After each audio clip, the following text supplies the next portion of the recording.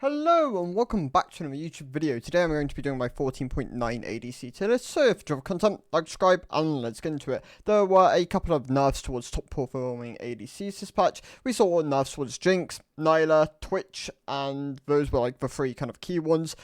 We saw some adjustments towards Seraphine which have helped her, and I've removed a couple of champions from the ADC tier list as they were no longer really seeing the play kind of levels necessary to have a position. The likes of Twisted Fate has really fallen in popularity after significant nerfs. If you want to play AD Twisted Fate, play him in the top lane. He tends to perform a lot better there. Hui has also been removed. He's not a bad ADC, but he doesn't have the popularity to really merit it.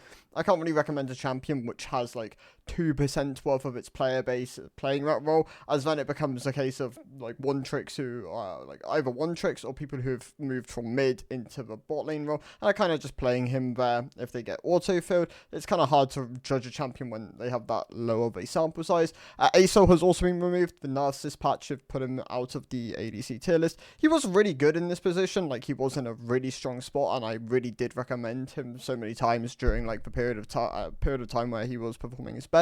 But the nerfs this patch have kind of just pushed him away from it. There's not enough players to really recommend it, but he would still sit at like a solid A tier. So let's cover the tier list. We're going with the D tier is still empty. There are not any truly terrible ADCs. You can play most things at the moment and climb. Like if you put a lot of time into it, you can find success. Even a lot of the C tier picks, the Callistas and the Varus, which I have had at the bottom of the C tier for a while, can function within high elo. They do translate quite nicely there, but for mid elo and more casual play, I really do not recommend these champions. You need to pilot them well. The likes of Lethality, Varus, and Callista are absolutely no-goes. I would really highly recommend against it, unless you have really strong positions to play them, or it's really synergistic and can function quite well within the team comp.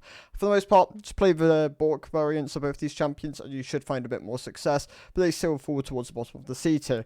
Caitlyn also sits in the C tier. She's probably towards the high end of the C tier. Ever since the IE buff, she definitely did perform a lot better, but she requires so many resources, and unless you're willing to like step up and carry and like power through the early game, siege, turret, stuff like this, I wouldn't recommend this champion.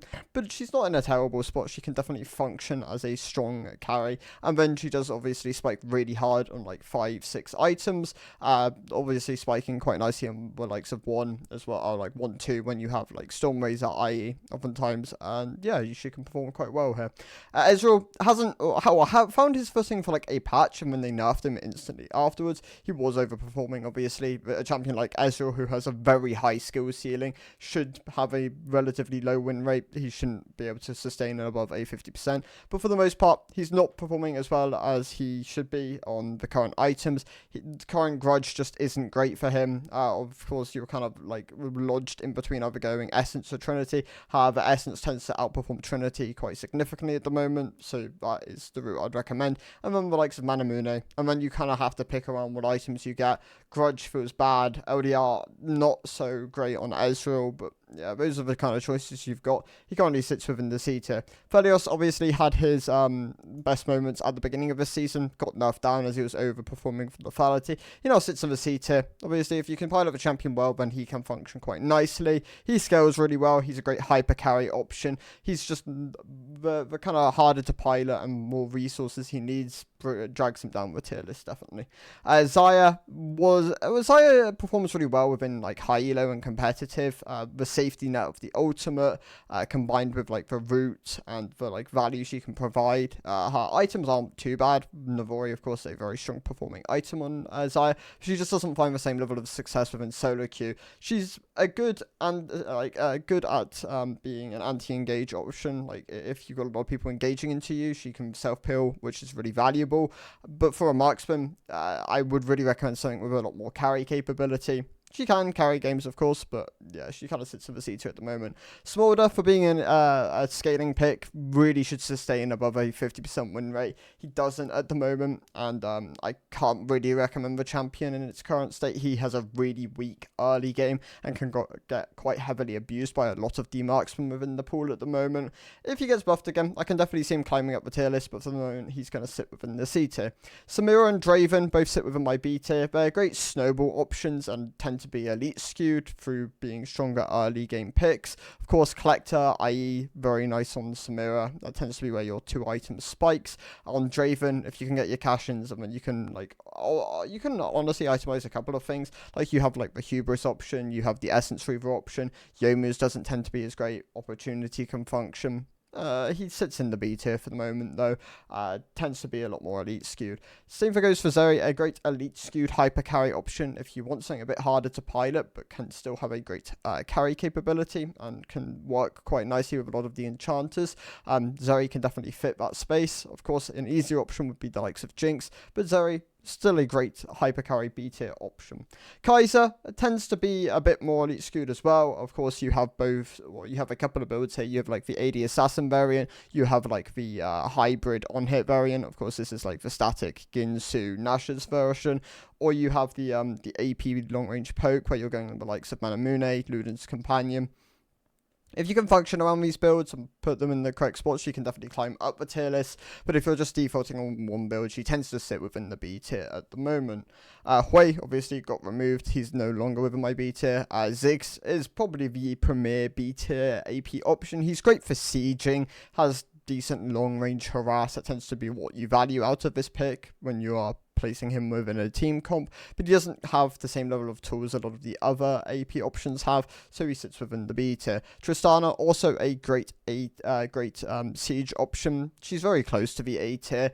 Of course, she has great builds with like the Navori at the moment. And honestly, like I'm really tempted to just push her up, but it's hard when there are so many solid options within the ADC tier list. Like, if you can snowball, if you can pick the right rune choices within the game, so that's for Fleet, for Halo Blades, for Lethal Tempo, the PTA, then yeah, she can definitely climb the tier list. But for the most part, I'm going to leave her in the B tier for the moment. Kraken, Navori, and then you can kind of flex around. Phantom works, you can go BT, LDR, a lot of good options on Tristana. She's a very solid B tier option. Vayne sits towards the bottom of the A tier. She tends to perform better on the Fleet Stormrazor Essence Reaver build, where you're very much reliant on like one-tapping people and kind of going that route. Of course, you do really value the Lethal Tempo and the Bork Ginsu's or Kraken Ginsu's variant when you are playing into tankier compositions, when you can maintain Lethal Tempo uptime and you have to chew through a lot of frontline. That can definitely function quite nicely in those spaces. Of course, if you can pick the right builds, she definitely does benefit from that, but yeah, she's still a very solid A tier option. Just tends to struggle a bit more early game when she doesn't quite have the same level of range as a lot of the other marksmen. But she does have a lot of hyper carry capability, solo carry capability. Flash Ghost tends to be the summoner spells of choice, and yeah, you can stable quite nicely throughout games. MF, I think, should be better for how easy this champion is to play, and honestly, it's putting me in a position where I'm quite tempting to put her down to the B tier at the moment. But for her simplicity, it is a merit to the champion, definitely within mid elo, which is what my tier list is targeted towards. The lethality build tends to outperform at the moment. Of course, this is either like Opportunity or Yomu's, and then you can go things like Edge of Night, Grudge is a really nice item on MF, and then you can kind of like flex around whatever items you want. She sits towards the bottom of the A tier, still a solid, good option within the bot lane. Sivir, I really like Sivir. I think Sivir's been great for the most part this season, ever since she received her buffs. She's very simple to play. Her wave clear makes her very safe. She's a great mid to late game team fighter. Her speed is also very valuable. If you can space correctly between autos and just learn the marksman role, I think Sivir is a great pick here, and definitely something I'd really recommend at the moment if you're looking for something a bit more safe but still has carrying capabilities. Lucian is a bit harder to pilot, but if you can pilot the champion well, he is great in the mid game. Something really valuable for like his type of champion. His burst is really high. He can carry games. Of course, you tend to find the champion paired with the likes of Milio and Nami, but he can function with other things. You're not hard bound to these champions like you used to be, but Nami being in a better spot has definitely helped this duo. Very solid A tier option. Yasuo obviously performs better in the bot lane role than he does within mid and top. Like, this has been a known fact for a while. You're looking at the likes of Kraken, Slayer, or Bork into IE, and then Shieldbow. Death Stance being buffed patch definitely did help him, but Iceborne is still an option within this space. And then GA tends to be what you wrap out your build with. You do spike primarily on 2 items. You have to play around this kind of power, and then like snowball, take over games, and then close out relatively early, as you will fall off later on into the game, unless you're playing into like certain compositions where you get lots of value out of wind wall. But yeah, still a great A tier option, has really strong pairings if you can like pick around what your support's playing. Like Senna can pair really nicely with Yasuo. And yeah, sits very in a very solid spot in the A tier. Senna, also in the A tier, of course, she's been nerfed a couple of times in the ADC role. They nerfed the soul drop rate, they nerfed her Q bonus AD ratio, they nerfed Youmu's for range champions, but she still performs at a fine level. Opportunity, her she doesn't really opportunity, of course, as being her solid first item, and then you can go the likes of RFC into like crit or still some more lethality options. She doesn't scale as well within the ADC role. She doesn't get anywhere near the soul generation, so you do have to play her as like an early mid-game champion around here, but she can obviously infinitely scale, quotation marks. You can like opt into like playing like a more supportive playstyle if you're not like the primary carry of the team and you're giving a lot of resources to like the likes of a Kale or something. She can still function in that space. Yeah, a really solid A tier option. Veigar, also a great A tier option. Has been a very solid AP champion within mid and the bot lane role. Mid tends to be where he performs a bit better at the moment. Obviously, they changed around his Q and ultimate to no longer, so they now have scaling ratios on them rather than flat ratios to really kind of like push him away from being a good bot laner, but he still functions in this role quite nicely. He has strong itemization, decent pairings, great A tier AP option. Jhin sits towards the top of my A tier. I have never been a huge fan of Jhin, but the buffs have helped him in the best ways possible. The movement speed, like the tempo, the movement speed value, like you get from this pick, like being fast, being mobile. Of course, the Q helps to wave clear, the harass in the early game. 2 things which you very much value having a Jhin on your team for. Definitely did help. Puts him in a solid spot in the A tier. You tend to just be locked to the crit variant. You don't really want to be going Youmu's anymore ever since the nerfs. And yeah, great A tier / S tier option, honestly. I'm actually going to add 2 more champs to the A tier. So Twitch and Nyla are going to be brought down from the S tier. Nyla got over nerfed. I don't know why they went and nerfed the crit ratio on the Q. That was really confusing because I spoke to someone in the comment section of my last video on 14.8 how I thought the Nyla nerfs would affect her, and at the time it was only like the QAD ratio going down and not the crit ratio, and they were going to compensate her by giving her some more attack speed on this ability, and like that would have been good. I think that was what the champion needed, so she was less bursty and had more uptime. Instead, they also went after her crit ratio on her Q, and like for a really unpopular champion, like I think that's just too much. And like she sits towards the bottom of the A tier. They've really screwed up with Nyla. Like I really like the like core concept of this champion of being something kind of similar to Samira, but not following the same archetype. Like you want to pair with enchanters so she gets more heal and shield value. But yeah, they messed it up, and she now sits towards the bottom of the A tier. Twitch's case, he's been strong for a while. He obviously was too strong in the early game, like for a champion which scales quite nicely and can be really oppressive late game as like a hyper carry option.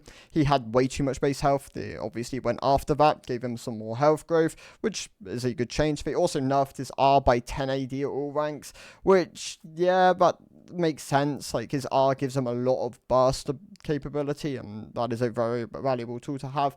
Might have been too much. I think 5 would have been fine. He now sits towards the middle of the A tier. He's still a solid option. Not quite as like nerfed as Nyla, who actually probably is very close to B tier at this point. But yeah, kind of sits in the middle of the A tier. Then we have a couple of champions left. So in the S tier, we now have the addition of Seraphine. The 10% AP ratio buff on the Q was massive. She is now a great AP bot laner again. Of course, her kind of like outputs being Enchanter, control, like having slow CC, outputting a bit more damage. Like there's just so much value to this pick. Has really strong pairings, of course, for likes of Senna, great with Seraphine.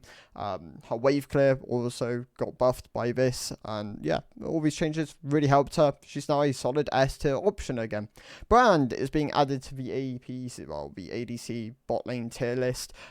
He's been gaining popularity for a while. Of course, like I kind of spoke about this I think in the last video, where he was kind of like mostly played with Nami, obviously. But there are still other options with the brand. You can like pair him with a lot of things, and he can function quite nicely here. And he fits in as a solid S/A AP carry within the bot lane role. The S tier is also going to consist of Karthus and Swain. These are two other great AP options. I love Swain as a champion, like this frontline damage outputting, like absorbing champion, which can go the likes of Leandri, Rylai, Malignance, Rylai, Leandri, Zonya. That tends to be your core build. If you can get these 4 items, he's incredibly strong on these 4. Of course, you're getting access to less levels, but he doesn't tend to really value levels that much past level 13 when you have full points in your Q and W. But yeah, he's a great frontline option. You do have to stay ahead of the curve, otherwise you're too burstable, but it's kind of hard to fall behind. Of course, like having a lot of healing outputs and lots of strong pairings. Karthus' case, he's been a great bot laner for a while. Does a huge amount of AP damage. His R is an incredibly valuable tool for like bursting people across the map. And just having a Karthus on your team is a great option. Of course, he can also like enable a lot of the other picks, especially champions which like benefit from champions being low. Karthus can ult to put people in range, and then they can come in and burst people down. And yeah, it's just a lot of value on the Karthus pick. Great AP S tier option. And then 3 more champions. So we're going to have Jinx and Ashe in the S tier. Ashe has been great for a while on like loads of various builds. I swear I look on the Korean server and they made up a new Ashe build, like they make up a new Ashe build every patch or so. Now we're looking at Stormrazor Ashe. It has gained a huge amount of popularity. It's worth looking into. I don't know if it's quite as good as people say it is, but yeah, there's definitely like something there. But of course, you can go the likes of Kraken. You used to go static at one point. I don't think you do that really anymore, but yeah, you can go like crit variants. You can go like Trinity into other things. Terminus Rush or second has been an option for a while as now. That was something which was also picked up in Korea. And yeah, there's just loads of options on Ashe. Kind of pick around what you like and what's good within the game, and yeah, you should find a lot of success in this pick. She's also very easy. Jinx's case, she got nerfed this patch, bringing her down from the S plus to the S tier. The changes didn't really do anything. She was just very close to the S tier originally. Kog'Maw is probably the premier ADC option this patch. He is incredibly strong. He's just very niche. You don't tend to see a lot of Kog'Maw, but this champ wins a lot of games at the moment. He's kind of great like all stages. Like early game, you spike really hard on like Bork, Ginsu, stuff like that, and then you spike really nicely mid game once you have like your Runans, your Terminus, and then of course he's a great hyper carry later on. He does huge amounts of like AoE damage. Of course, that's if you're building the likes of your Runans, and yeah, the magic split, the percentage health damage, the durability if you're going like a tankier variation. There's just lots of value to playing this champion at the moment. He's probably S plus tier, but I'm being on the cautious side as he isn't greatly popular, and he definitely is someone you kind of want to put a couple of games in before you kind of like take him into solo queue. And yeah, those are my thoughts. So thank you guys for watching. I'll see you in the next one. Goodbye.